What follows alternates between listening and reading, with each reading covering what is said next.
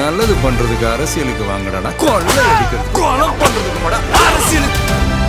டாஸ்மாக் விஷயத்தில் இன்னொன்று அவர் செஞ்சாருன்னா எனக்கு ரொம்பவும் திருப்தியாக இருக்குது. அதாவது இன்னும் வந்து சில இடங்களில் நைட்டில் இந்த 10 மணிக்கு மேலே பிளாக்ல அடுத்த நாள் 12 மணி வரைக்கும் விற்கிறது வந்து ஒரு பெரிய குறையாகவே இருக்குது. அது வந்து பல கிராமங்களில் இல்லீகலாக வந்து பண்ணிக்கிட்டு இருக்காங்க. அந்த மாதிரி அந்த பாரெல்லாம் கேன்சல் பண்ண போகிறோம். அது அதிமுக இருந்தாலும் சரி, திமுக இருந்தாலும் நம்ம கட்சியில் இணைந்தவர்களாக இருந்தாலும் சரி, அவர்களோட உரிமை ரத்து செய்ய வேண்டும்னு சொல்லி அவர் ஸ்ட்ரிக்டாக ஒரு ஆர்டர் போடணும். ஒரு மினிஸ்டர் வந்து ஒரு துறையில் உட்காரும்போது அது டிஎம்கே ஏடிஎம்கே உட்காரும்போது என்ன சொல்லுவாங்க, நான் 5 கோடி செலவு பண்ணிட்டு வந்திருக்கேன், நீ என்ன பண்ணுவியோ ஏது பண்ணியோ, நான் 500 கோடி சம்பாதிக்க வழி பண்ணேன் அப்படின்ட்டு அந்த ஐஏஎஸ் கிட்ட சொல்லவே அவன் டிபார்ட்மெண்ட் அதிகாரிகளுக்கு இவ்வளோ வாங்கணும்னு சொல்லி ஆர்டர் போட்டுருவாங்க. அப்படி ஆர்டர் போடும்போது அவங்க அதை செஞ்சு தான் ஆகணும். ஃபீஸ் வந்து கவர்மெண்ட் சொன்னதை விட இவங்க அதிகமாக தான் வாங்கிட்டு இருக்காங்க. இப்போ வேலை மால் சாய் தனியாக இதெல்லாம் பார்த்தீங்கன்னா வந்து கிட்டக்கே நெருங்க முடியாது, அந்த அளவுக்கு வந்து வாங்கிட்டு இருக்காங்க. அதாவது இதை வந்து கன்சிடர் பண்ணுறதுக்காக இந்த நோட்டீஸ் போர்டை வைக்க சொல்லிக்கிறோம். இப்போ கூட உதயநிதி சொன்னார், இந்த மாதிரி கொலை நடந்தது கொலை ஏன் திமுக ஆட்சியில் கொலையே நடக்கலையா? எப்பேற்பட்ட பெரும் தலைவர்கள்லாம் கொல்லப்பட்டார்கள். கோவை குண்டுவெடிப்பு சம்பவம் கலைஞர் கருணாநிதி ஆட்சியில் தான் நடந்தது. நல்ல தலைவர் ஆம்ஸ்ட்ராங் கொலை செய்யப்பட்டார் இல்லையா?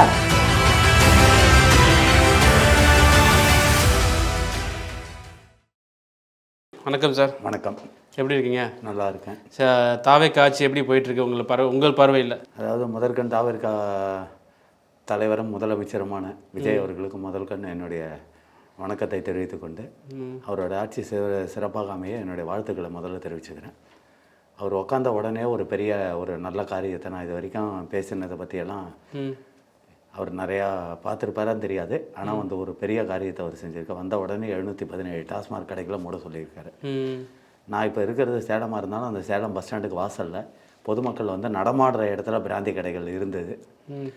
அந்த பிராந்தி கடைகளெல்லாம் இன்றைக்கி வந்து தேடிக்கிட்டு போகிற அளவுக்கு இன்றைக்கி வந்து பிராந்தி கடைகளை எடுத்திருக்காங்க.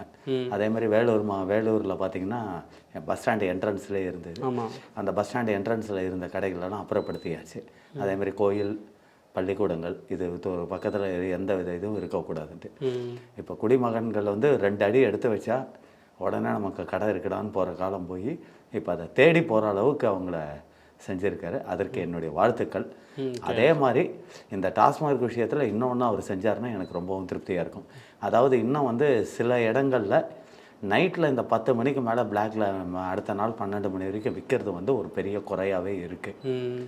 அது வந்து பல கிராமங்களில் இல்லீகலாக வந்து பண்ணிக்கிட்டு இருக்காங்க. இதற்கு முதலமைச்சர் விஜய் அவர்கள் ஒரு சிறந்த நடவடிக்கை எடுத்தார்னா என்னை விட சந்தோஷப்படுறவன் எவனும் இருக்க முடியாது. அதே மாதிரி இந்த ரீக்ரியேஷன் கிளப்புன்னு சொல்லி பர்மிஷன் கொடுத்து போன கவர்மெண்ட்டில் சீரழிச்சிட்டானுங்க தமிழ்நாட்டையே. எங்கே பார்த்தாலும் ஒரு கிளப்பை மெயின் ரோட்டில், பஸ் ரோட்டில், எல்லா இடத்துலையும் வச்சு அந்த ரீக்ரியேஷன் கிளப்போட ஆர்டரை கேன்சல் பண்ணி அதையும் மூடினா என்னை விட சந்தோஷப்படுறவங்க என்னை விட. அதே மாதிரி இந்த இதுவை வந்து இப்போ நீங்கள் சொல்கிறதெல்லாம் இப்படி பண்ணால் அந்த வாக்காளர்கள் ஓட்டு அடுத்த நெக்ஸ்ட் விஜய்க்கு உழுக வாய்ப்பு இல்லை தானே சார்? அவனுங்க வாக்காளர் போட்டா என்ன போடாட்டா என்ன, அவங்களுக்கு எப்படி இருந்தாலும் அந்த கோட்டரை எவன் கொடுக்குறானோ அவனுக்கு தான் அவனுங்க ஓட்டு போட போகிறானுங்க. அப்புறம் அவனுங்களை பற்றி சிந்திக்கவே தேவையில்லையே. ஓகே சார், இன்னொரு கேள்வி என்னன்னா, இல்லை இப்போ நீங்கள் கேட்டிங்கல்ல அவங்க வாக்கு போயிடுமா அப்படின்ட்டு, நிச்சயமாக போகாது. ஏன்னு கேட்டிங்கன்னா அவங்களுக்கு வந்து அதுதான் அவங்களுக்கு உயிர் நாடி மாதிரி, புரியுதுங்களா? இப்போ வந்து விஜய் அவங்க ஓட்டை நம்பி அவர் ஜெயிச்சாரு இல்லையே, அவங்க ஒண்டி ஓட்டு போட்டு விஜய் ஜெயிக்கல. ஒட்டுமொத்த தமிழக மக்களும் முடிவு பண்ணி ஒரு மாற்றம் தேவைன்ற நோக்கத்தில் விஜய் நல்லது செய்வார்ன்ற ஒரு நோக்கத்தில் தானே அவங்க கொண்டு இருக்கான். அவங்களுக்காக இதை அவர் செய்யலாம் இல்லையா? அவங்கள பற்றி சார் ஒரு 10% பற்றி நம்ம கவலைப்பட வேண்டாம் சார், மீதி இருக்கிற 90% பற்றி நம்ம கவலைப்படணும். இன்னொரு விமர்சனம் வருது சார். இப்போது மாற்றுக் கட்சியினர் வந்து தாவேக்களை சேரும்போது ஏற்கனவே இருந்த தலைவர்கள் திமுக இருந்தவங்களாம் இப்போ திடீர்னு தாவேக்களை சேராங்கல்ல. இப்போ ஏற்கனவே அவங்க டாஸ்மாக் உரிமையை வாங்கியிருந்தாங்கன்னா இப்போ தாவேக்களை சேர்ந்து திருப்பி திறக்கிறதுக்கான வாய்ப்பு இருக்கா? திறப்பதற்கான வாய்ப்பு இருந்தாலும் அதற்கு விஜய் அவர்கள் இடம் கொடுக்கக்கூடாது, அனுமதிக்கக்கூடாது. விஜய் பார்வைக்கு தெரியாம அதிகாரிகள் மூலியமா அதிகாரிகள் திமுக அதிகாரிகள் தான் எப்படி இருந்தாலும் எல்லாமே வந்து ஒன்று திமுகவா இருக்கும், இல்லைன்னா அண்ணா திமுகவா தான் இருக்கும். பார் எடுத்தவங்க பூரா, அதுவும் வந்து முக்கால்வாசி மெட்ராஸில் பார்த்தீங்கன்னா சிவகங்கை டிஸ்ட்ரிக்டை சேர்ந்தவங்க தான் நிறைய பேர் எடுத்திருக்காங்க, புரியுதுங்களா? அதனால விஜய் வந்து இதுக்கு வந்து இடம் கொடுக்கக்கூடாது. அதாவது ஸ்ட்ரிக்டாக ஒரு ஆர்டரை வந்து அவர் வந்து கலால்துறை அந்த அமைச்சர்கிட்ட ஸ்ட்ரிக்டாக சொல்லிடணும், இந்த மாதிரி அந்த பாரெல்லாம் கேன்சல் பண்ண போகிறோம். அது அதிமுக இருந்தாலும் சரி, திமுக இருந்தாலும் சரி, நம்ம கட்சியில் இணைந்தவர்களாக இருந்தாலும் சரி, அவர்களோட உரிமை ரத்து செய்ய வேண்டும்னு சொல்லி அவர் ஸ்ட்ரிக்டாக ஒரு ஆர்டர் போடணும். அதே மாதிரி காவல்துறைக்கு ஃபுல் பவர் கொடுத்து எந்த ஒரு கிராமத்தில் நைட்டில் 10 மணிக்கு மேலே மத்தியானம் 12 மணி வரைக்கும் பிளாக்ல எவன் விற்றாலும் சரி அவன் மேலே கடுமையான நடவடிக்கை எடுக்க சொல்லி விஜய் அவர்கள் உத்தரவு போடணும் தான் நான் கேட்டுக்கிறேன். இப்போது அரசு அதிகாரிகள், சில அரசு அதிகாரிகள், சில காவல்துறைகளுக்கு விஜய் மேலே கொஞ்சம் மனக்கசப்பு இருக்குது தானே. எனக்கே லஞ்சம் வாங்கி பழகியிருப்பாங்க சில அரசு அதிகாரிகள், சில பேர் அப்படியே பணத்தால் வாழ்ந்துருப்பாங்க. இப்போ இதெல்லாம் ரூல்ஸ் வரும்போது கொஞ்சம் ஒரு மனக்கசப்பு ஏற்படும். ஏன் மனக்கசப்பு ஏற்படும்ன்றதை நீங்கள் சொல்கிறத விட அவங்களுக்கு வந்து இன்னொரு சந்தோஷம் இருக்குது. ஏன்னு கேட்டிங்கன்னா இப்போ வந்து பொலிட்டிக்கல் ப்ரெஷர் அவங்கக்கிட்ட கிடையாது. அவங்களுக்கு வந்து அந்த லஞ்சம் வாங்குறாங்கன்னு சொல்லி அவங்க எதுக்காக வாங்குறாங்க? ஒரு மினிஸ்டர் வந்து ஒரு துறையில் உட்காரும்போது அது டிஎம்கே இருக்கட்டும் ஏடிஎம்கே இருக்கட்டும் உட்காரும்போது என்ன சொல்கிறான், நான் 5 கோடி செலவு பண்ணிட்டு வந்திருக்கேன், நீ என்ன பண்ணுவியோ ஏது பண்ணுவியோ, நான் 500 கோடி சம்பாதிக்க வழி பண்ணு அப்படின்ட்டு அந்த ஐஏஎஸ் கிட்ட சொல்லவே அவன் டிபார்ட்மெண்ட் அதிகாரிகளுக்கு இவ்வளோ வாங்கணுன்ட்டு சொல்லி ஆர்டர் போட்டுருவாங்க இல்லையா? அப்படி ஆர்டர் போடும்போது அவங்க அதை செஞ்சு தான் ஆகணும். இல்லைனா அவங்களால அங்கே வேலை பார்க்க முடியாது நிம்மதியாக. உடனே ஒரு வாரத்தில் 1 மாதத்தில் ஒன்று ட்ரான்ஸ்ஃபர் இல்லைன்னா சஸ்பெண்டு, இல்லை வேறு ஏதாவது டிபார்ட்மெண்ட்டுக்கு ஒன்றும் இல்லாத இதுக்கு போட்டுருவாங்க. இதுதான் நடந்துகிட்டு இருந்தது. புரியுதுங்களா? இப்போ அவங்களுக்கு கொஞ்சம் மனக்கசப்பாக இருந்தாலும் இப்போ கொஞ்சம் ஃப்ரீயாக அவங்க உத்தியோகம் பார்க்கலாம். மக்களுக்கான பணியை அவங்க செய்கிறாங்க. ஏன்னா மக்களோட வரி பணம் தான் அவங்க சம்பளமாக வாங்குறது. அதனால் அவங்களுக்கு வந்து எல்லாரையும் நம்ம அப்படி நினைக்க முடியாது. ஒரு சில பேர் அவங்களுக்கு வந்து அந்த கூட்டணியில் அவங்க கூடயே பயணித்தவங்களுக்கு அது வெறுப்பாக இருக்கும். ஆனால் சுதந்திரமாக செயல்படணும்னு நினைக்கிற அதிகாரிகளுக்கு இந்த உத்தரவுகள் வந்து ஒரு பெரும் பாதிப்பு இருக்காது, பெரும் சந்தோஷம்தான் அவங்களுக்கு.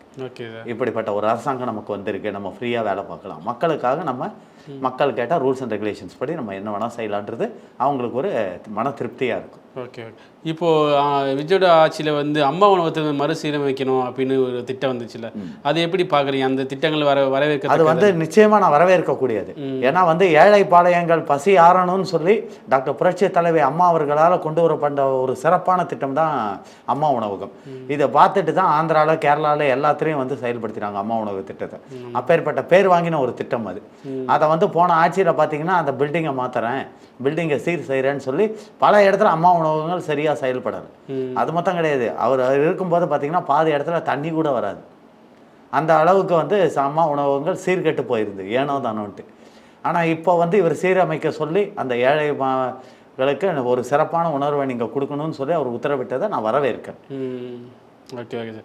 இது அமைச்சரோட நடவடிக்கைலாம் எப்படி பார்க்குறீங்க? இப்போ அமைச்சர் கல்குவாரியை மூடுறது, ஆய்வு மேற்கொள்றது, அது ஆய்வு மேற்கொள்றது, இதை வந்து மெயினாக வந்து இப்போ வந்து நேத்திக்கா முந்தா நாளும் வந்து திருச்செந்தூரில் வந்து ஒரு அமைச்சர் வந்து முகமடி போட்டுக்கிட்டு போயிருக்காரு ரமேஷ். ஆமாம், போயிட்டு அங்கே வந்து உள்ள தரிசனத்துக்கு போகும்போது அந்த ஐயர் வந்து 1000 ரூபா பணம் கேட்டுருக்காங்க 4 பேர்கிட்ட. அவங்களும் 4000 ரூபா அமுச்சு விட்டுட்டு 3 பேர் உள்ளே போயிட்டாங்க. 4வதாக இவர் போகும்போது அந்த க்ளோஸை கேட்டின உடனே அமைச்சர் ரமேஷ்ன்றது அவங்களுக்கே தெரிஞ்சுது. ஒரு மாதிரி ஆடி போயிட்டாங்க. இந்த மாதிரி நடவடிக்கைகளை நான் பாராட்டுவேன். ஒரு அமைச்சராக இருந்து ஒரு இடத்துல உக்காந்துக்கிட்டு எல்லாத்தையும் நான் பார்க்க முடியுமா அப்படின்னு சொல்லிட்டு இருந்த காலம் போய் நமக்கு நேரம் கிடைக்கும் போது திடீர்னு ஏதாவது ஒரு இடத்துக்கு இந்த மாதிரி திடீர் விசிட் பண்ணாலே இந்த லஞ்சம்ன்றது நிறையா குறையும். அதே சமயத்தில் நான் பொதுமக்களுக்கும் என்ன சொல்கிறேன்னா, கவர்மெண்ட்டுக்குன்னு சில ரூல்ஸ் அண்ட் ரெகுலேஷன்ஸ் இருக்குது. அந்த ரூல்ஸ் அண்ட் ரெகுலேஷன்ஸை பொதுமக்களும் ஃபாலோ பண்ணணும். இப்போ 2 நாள் காரியம் 4 நாள் ஆகுன்னா உடனே நீ அங்கே இருக்கிற பியூன்கிட்டயோ இல்லை வேறு யார்கிட்டயோ ஆஃபீஸில் இருக்கிறவங்ககிட்ட காசை கொடுத்தா அந்த காரியத்தை 2 நாளில் சாதிச்சுக்கலாம்னு நினைக்கிறான். பார்த்தீங்களா, இது வந்தால் முதல் குற்றவாளி. புரியுதுங்களா? இல்லைன்னா உடனே ஒரு அரசியல்வாதி சப்போர்ட்டு கூட்டிகிட்டு போகுது. இதை தான் இத்தனை நாளாக லஞ்சம் ஊழல் எல்லாத்துக்குமே வந்து வழிவகுத்தது இந்த மக்கள் பண்ண காரியம் தான். புரியுதுங்களா? ஒன்றா எதுக்கு எடுத்தாலும் அரசியல்வாதியை கூப்பிட்றது, இல்லைன்னா கொண்டு போய் காசை கொடுக்கறது. இப்போ நான் கூட ஏற்கனவே ஒரு போலீஸ் டிபார்ட்மெண்ட் இதை பற்றி பேசியிருந்தேன். அப்போ டிராஃபிக்கில் வந்து நிற்கிற போலீஸ் வந்து யாருமே வந்து அவங்களா வந்து லஞ்சம் கேட்கல. நீ ஏன் ஹெல்மெட் போடாமல் போகிற, லைசன்ஸ் எல்லாம் போகிற, நீ இப்போ கட்ட வேண்டிய பெனால்ட்டிக்கு பதிலாக நீ ஏன் என்ன பண்ணுற, சார் 50 ரூபா தான் சார் இருக்குது, 100 ரூபா தான் இருக்குது சார், நீயே தான் கொண்டு போய் அவங்ககிட்ட கொடுக்குறேன். அதை விட்டுட்டு சரி சார் நீங்கள் ஃபைன் போடுங்க சார் நான் கட்டிடுறேன் அப்படின்னு சொன்னால் அது எப்படி இருக்கும்? அப்போ நீயும் கட்டுறதை உணர்ற மாதிரி இருக்கும். அவங்களும் கேட்க வேண்டிய அவசியம் இருக்காது. இல்லை, ப்ராப்பரான எவிடன்ஸோட நீ கரெக்டான ப்ரொசீஜரோட நீ போனோன்னா உன்னையே அவங்க மடக்க போகிறாங்க, அவங்க ஏன் உன்னை காசு கேட்க போகிறாங்க? அதுக்கு வேலையே இல்லையே. அப்போ முதல்ல தப்பு செய்கிறது யார்? பொதுமக்கள் தானே. சிக்னலில் வந்து ரெட்டில் நின்று போகணுன்னா ரெட்டில் போகிறது, ரெட்டு போகிறதோட அதுக்குள்ளே பறந்துட்டு போயிடுது. இந்த மாதிரி பொதுமக்கள் செய்கிற தவறுகள் தான் அவங்கள வாங்க வைக்கிறது. புரியுதுங்களா? அதுலேயும் பொதுமக்கள் இப்போ ஃபைன் பெனால்ட்டி போட்டால் உடனே கட்டணும். சரி, இப்போ அந்த ட்ரிங்க் அண்ட் டிரைவுக்காவது 10,000 ரூபா கட்ட முடியாது, ஓகே. அது கூட சமரச நீதிமன்றத்தில் பேசி 1000 ரூபா 2000 ரூபா கட்டினா போதுன்ட்டு ஒரு ரூல்ஸ் இருக்குது. அதில் சமரச நீதிமன்றத்தை அணுகி அவங்க கட்டிட்டு வண்டி எடுத்துகிட்டு வந்துடுறாங்க. அது ஓகே, இல்லைன்னு நான் சொல்ல வர்றேன்.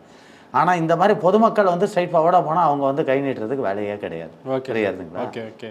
இன்னொரு கேள்வி என்னென்னா, இப்போ பள்ளிக்கூடங்களில் பார்த்தீங்கன்னா ஃபீஸ்லாம் வந்து நீங்கள் வெளியே விளம்பர பலகை மாதிரி வைக்கணும். ஒரு பள்ளிக்கூடம் எவ்வளோ ஃபீஸ் வாங்குறீங்கன்னா வெளியே மக்களுக்கு தெரியுற மாதிரி விளம்பர பலகையெல்லாம் வைக்கணும்னு இருக்காங்களா? அந்த இது எப்படி பார்க்குறீங்க? அதை வந்து விளம்பர பலகை வைக்கணும்னு அவங்க சொன்னதுக்கு வந்து காரணம் என்னென்னா, கவர்மெண்ட்டுக்குன்னு ஒரு கோட்டா ஒன்று கொடுத்துருக்காங்க. அதாவது வந்து ஏழை மாணவர்களுக்கும் ஒவ்வொரு ப்ரைவேட் ஸ்கூல்லையும் கோட்டா உண்டு. அந்த கோட்டா வந்து சரிவர இது வரைக்கும் கொடுக்கப்படலை ப்ரைவேட் ஸ்கூலில். புரியுதுங்களா? அதாவது அவங்க வந்து பர்சன்டேஜை பார்த்து எடுப்பாங்க. அதாவது அந்த ஸ்டூடெண்ட் பிரில்லியன்ட் ஸ்டூடெண்ட்டா, அவன் ஸ்கூல் பேர் வரணுன்றதுக்காக உடனே அவனை சேர்த்துக்கிறேன். இதனால் வந்து கோட்டாக்கள் சரியாக நிரப்பப்படலை. அது மொத்தம் கிடையாது. ஃபீஸ் வந்து கவர்மெண்ட் சொன்னதை விட இவங்க அதிகமாக தான் வாங்கிட்டு இருக்காங்க. இப்போ வேலை மால் சாய் தண்ணியா இதெல்லாம் பார்த்தீங்கன்னா வந்து கிட்டக்கே நெருங்க முடியாது, அந்த அளவுக்கு வந்து வாங்கிட்டு இருக்காங்க. அதாவது இதை வந்து கன்சிடர் பண்ணுறதுக்காக அவங்க தெரியணுன்றதுக்காக அவங்க இந்த நோட்டீஸ் போர்டை வைக்க சொல்லிக்கலாம். இப்போ டைரெக்டாக இவங்க கேட்டாங்கன்னு வச்சுக்கோங்களேன், நாங்கள் இந்த ஃபீஸ் தான் சார் வாங்குகிறோம் அப்படின்னு சொல்லி ஒரு ஸ்டேட்மெண்ட்டோட கொடுத்துட்டு அவங்க நிறுத்திடுவாங்க. அதை போய் இவங்க வந்து பப்ளிக்கிட்ட போய் பேரண்ட்ஸ் கிட்ட ஆய்வு பண்ண முடியும். ஏன்னா பேரண்ட்ஸ் அதுக்கான உண்மையான காரணத்தை சொல்லவும் மாட்டாங்க. ஏன்னா அவங்க பிள்ளையோட ஃபியூச்சர் கெடும். புரியுதுங்களா?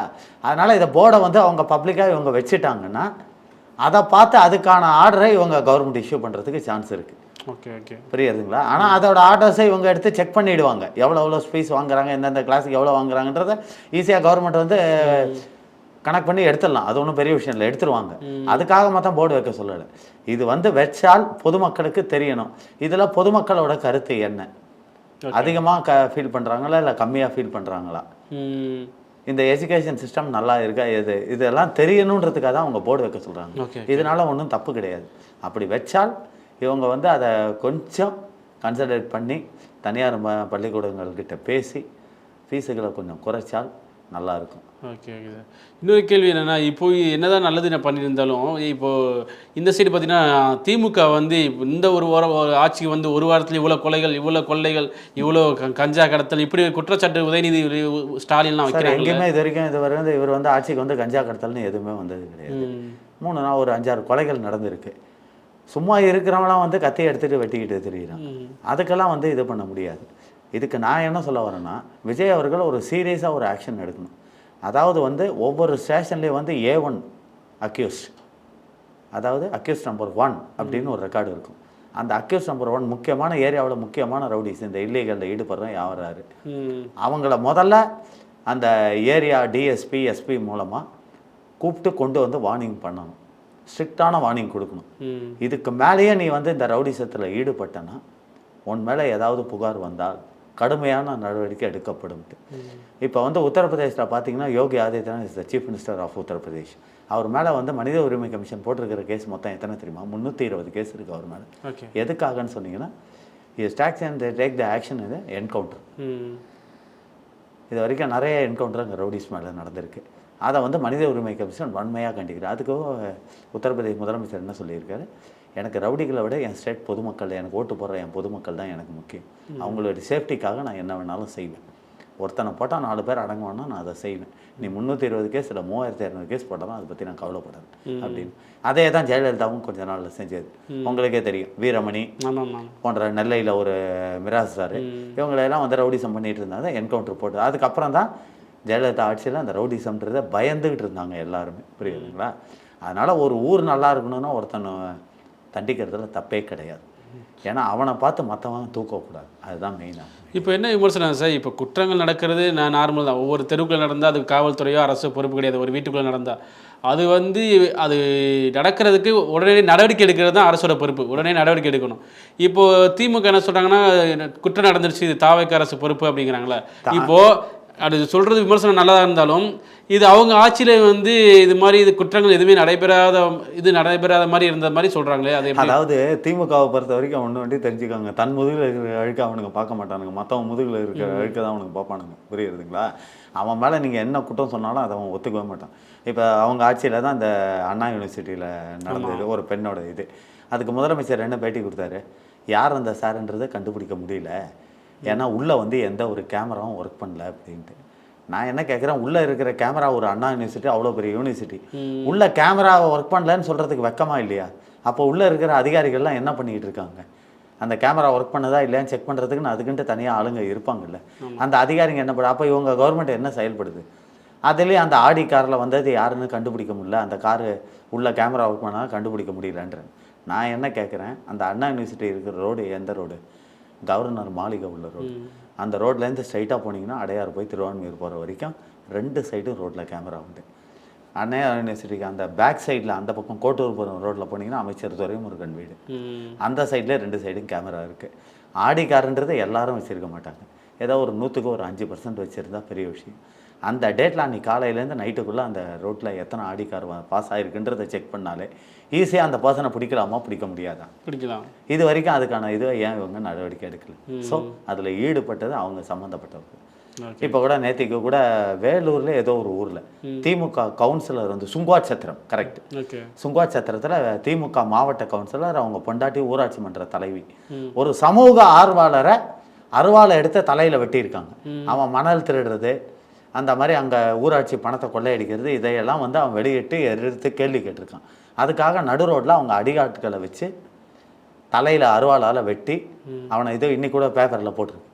அந்த அவங்களுடைய உறவினர்கள் சாலை மறியலில் ஈடுபட்டிருக்காங்க. போலீஸ் கன்வீனியன்ஸ் பண்ணி அவங்கள கூடி சீக்கிரம் அரெஸ்ட் பண்ணாங்க, அவங்க எஸ்கேப் ஆகிட்டாங்க. இந்த மாதிரி செய்கிறதெல்லாம் இவனுங்க தான், புரியுறதுங்களா? செய்கிறதெல்லாம் இவனுக்கு செஞ்சுட்டு மற்ற பழியை தூக்கி மற்றவங்க மேலே போடுவாங்க. அது இவனுங்களுக்கு வந்து கை வந்த கலை. இப்போ கூட உதயநிதி சொன்னார், இந்த மாதிரி கொலை நடந்தது, கொலை ஏன் திமுக ஆட்சியில் கொலையே நடக்கலையா? எப்பேற்பட்ட பெரும் தலைவர்கள்லாம் கொல்லப்பட்டார்கள். கோவை குண்டுவெடிப்பு சம்பவம் கருணாநிதி ஆட்சியில் தானே நடந்தது. இப்போ இவங்க ஆட்சியில் ஒரு நல்ல தலைவர் ஆம்ஸ்ட்ராங் கொலை செய்யப்பட்டார் இல்லையா? இந்த மாதிரி எத்தனை அட்டுழியங்கள் நடந்தது. காங்கிரஸ் தலைவர் காங்கிரஸ் தலைவரை வெட்டி கொண்டாங்க. இதுக்கெல்லாம் வந்து இவர் என்ன பதில் சொல்றாரு? என்னவோ குற்றங்களே இவர் ஆட்சியில் நடக்காத மாதிரி என்னவோ வந்த உடனே, அதுவும் இவங்க வந்து காமராஜருக்கு அப்புறம் இவங்க 2 பேர் தான் மாறி மாறி ஆண்டிருக்காங்க. ஏடிஎம்கே கூட அந்த அளவுக்கு வந்து லாண்ட் ஆர்டர் வந்து கெட்டு போகல. ஆனால் டிஎம்கே ஆட்சியில் உங்களுக்கே தெரியாதது இல்லை. ஒவ்வொருத்தரையும் டிஎம்கே எப்போ வரும்போதெல்லாம் அப்போல்லாம் ரவுடிசம் தலை தூக்கிடும். இன்னொரு கேள்வி, இப்போ எலெக்ஷன் ரிசல்ட் வந்தப்போ கூட திமுக ஒன்று சேர மாதிரி இருந்துச்சு. அது எப்படி சார் பார்க்குறீங்க? ஒன்று சேர்ந்தாங்கன்னா என்ன நடந்திருக்க வாய்ப்பு இருக்கும்? அதாவது வந்து அவங்க ஒன்று சேரணுன்ற பேச்சுவார்த்தை நடந்திருக்கா என்னன்றது நடந்திருக்கு, எல்லாமே சொல்லிட்டாங்க. சொன்னாங்க சிபிஎம் அப்படி நடந்ததுன்னா அவங்க ஒரு விஷயத்தை யோசிச்சுட்டாங்க, என்னன்னா நம்ம ஒன்று சேர்ந்து ஆட்சியை பிடிக்கிறதெல்லாம் பெரிய விஷயம் இல்லை. என்ன அப்படி ஆட்சியை நம்ம பிடிச்சி விஜயை உட்கார விடாமல் நம்ம பண்ணிட்டோம்னா அடுத்த தேர்தலில் இந்த தடவை தனி மெஜாரிட்டி இல்லாமல் வந்தவன் அடுத்த தேர்தலில் தனி மெஜாரிட்டியில் வந்துடுவான் அப்படிங்கிற ஒரு கான்செப்டில் தான் இவங்க 2 பேரும் விட்டுட்டாங்க. அதுக்காக என்ன பண்ணியிருக்காங்கன்னா, இப்போ உண்மையிலே சொல்லுவேன், இந்த முஸ்லீம் லீக்கு அதே மாதிரி ஒரு விடுதலை சிறுத்தைகள் இவங்களெல்லாம் டிஎம்கே தான் உள்ளே அமைச்சு வச்சுருக்கிறது, மந்திரி பதவி வாங்கிக்கிட்டு. அதாவது இன்னொரு 6 மாதம் பொறுங்களேன், பிரச்சனை கிளப்புறாங்களா இல்லையான்னு பாருங்கள். பிரச்சனை கிளப்பி விஜய்க்கே தலைவலியை கொடுக்க நிச்சயமாக ஏற்படுவோம். அது மட்டும் கிடையாது, இப்போ நீங்கள் சொல்கிறீங்களே இந்த லாண்ட் ஆர்டர், இதுக்கு வந்து திமுக நிச்சயமாக இதை செய்யணும், அடித்து சொல்கிறேன்.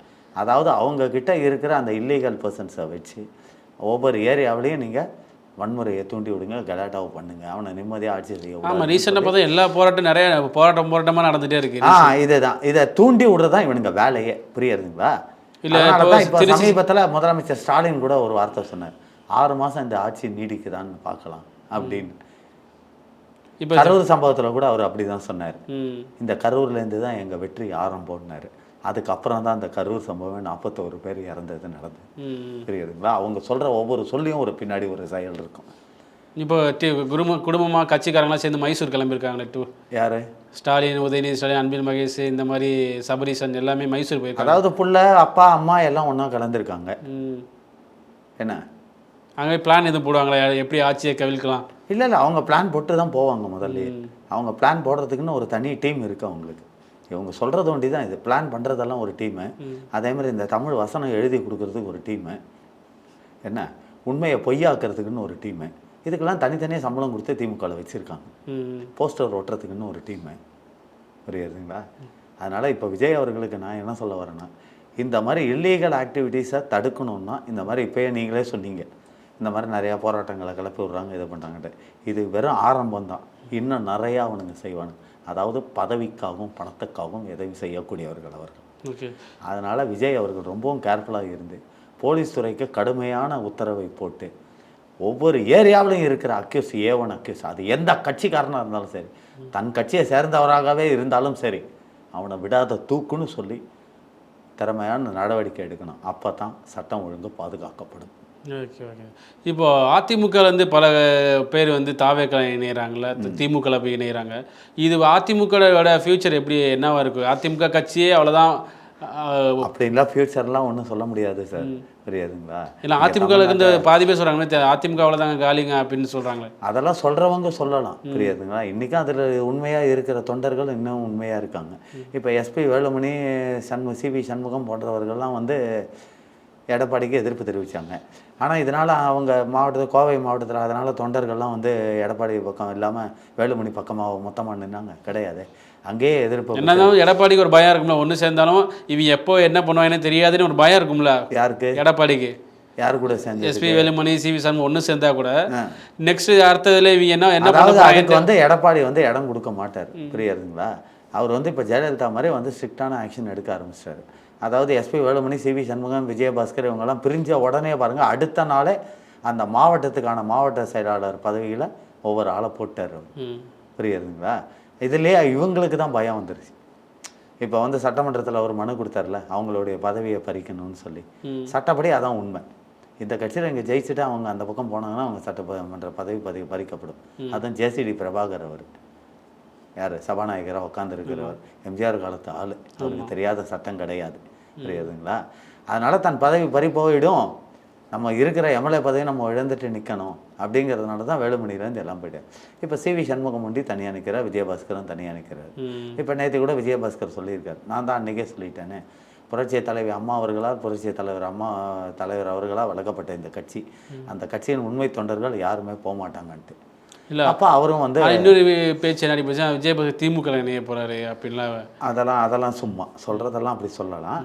அப்படி பார்த்தா வந்து செய்தி சேனல்லே சில இதில் இல்லை அப்படி சொன்னால் வந்து நேற்று கூட ரகுபதி வந்து விஜயபாஸ்கரை கண்டனம் தெரிவித்து பேசியிருக்காரு, புரியுதுங்களா? விஜயபாஸ்கரை வந்து ஒரு இதுவாக பண்ணிக்கிட்டு இருக்காரு புதுக்கோட்டை மாவட்டத்தில் அப்படின்னு சொல்லி அவர் வந்து கண்டனம் தெரிவித்து பேசியிருக்காரு.